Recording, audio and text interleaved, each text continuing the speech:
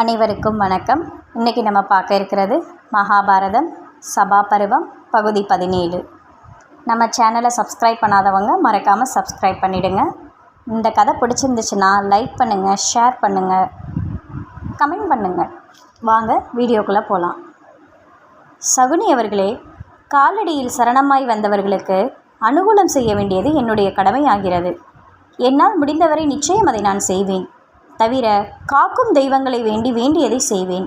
இது நிச்சயம். இப்போது பகடை எண்ணிக்கையை தாங்கள் கேட்கிறீர்களா அல்லது நான் கேட்கட்டுமா என்று கூறி இடது பக்கமாக காயை சுற்றி வருகிறாள். பலமுறை இடமாக வந்த திரௌபதி கிருஷ்ணரை நினைத்து பல வருடங்களாக விமோச்சனம் வேண்டி நிற்பவர்கள் சார்பில் கேட்கிறேன், விமோச்சனம் தரும் புண்ணிய பலத்தை எனக்கு தாருங்கள் என கூறிக்கொண்டே தனது இடது காலை எடுத்து பகடைகள் மேல் கூப்பிய கரங்களுடன் வைக்கிறாள். அந்த சில நொடிகளில் அவையில் ஒரே வெப்பம், ஏதோ எரிவது போல் அனைவரும் உணர்கின்றனர். திரௌபதி தனது காலை பகடை காய்களை விட்டு எடுக்கிறாள். அவளை சற்று வெளுத்து வெண்சாம்பல் நிறத்தில் தெரிகின்றன. பகடையில் இருக்கும் சக்தி கிருஷ்ணன் அருளால் எரிந்துவிட்டது. மெதுவாக இடது கால் விரல்களால் எடுத்து வலது பாதத்தின் மேல் வைத்து சகுனியை பார்த்து, என் வெற்றிக்கான எண்ணிக்கை 5, தங்கள் எண்ணிக்கை என்ன என கேட்கிறாள். என் எண்ணிக்கை 1 என்று சகுனி கூறுகிறான்.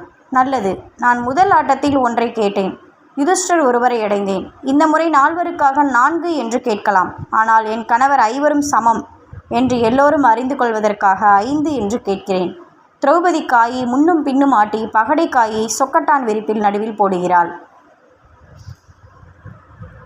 தனது முன்னோர்களது எலும்பில் செய்த பகடையில் இருக்கும் சக்தியை திரௌபதி எரித்து விட்டாள்.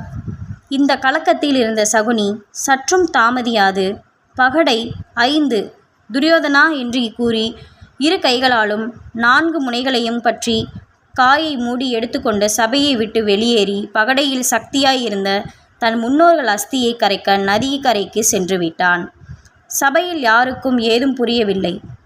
விதுரர் மட்டும் நடந்ததை எதிர்பார்த்தவர் போல் உடன் எழுந்து மன்னர் திருதராஷ்டிரரிடம் நடந்ததை விளக்கி 4 சுதந்திரமானவர்கள் என்று அறிவித்து பாண்டவர் 4 அவர்கள் ஆசனத்திற்கு அழைத்து வந்து அமர வைக்கிறார்.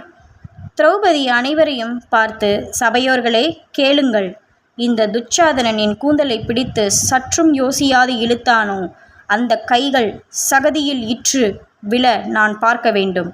எந்த துரியோதனன் தன் தொடைகளை தானே தட்டி கொண்டு அரச அவையில் பேசக்கூடாத வார்த்தைகளை இச்சபையில் பேசினானோ அந்த துடைகளை முறித்து கூழாக்கி அதை என் விரிந்த கூந்தலுக்கு நறுமண சாந்தாக பூச வேண்டும். இது என் திரௌபதியின் சபதம் அப்படின்னு சொல்கிறாங்க.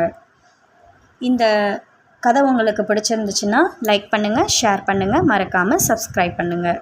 நன்றி.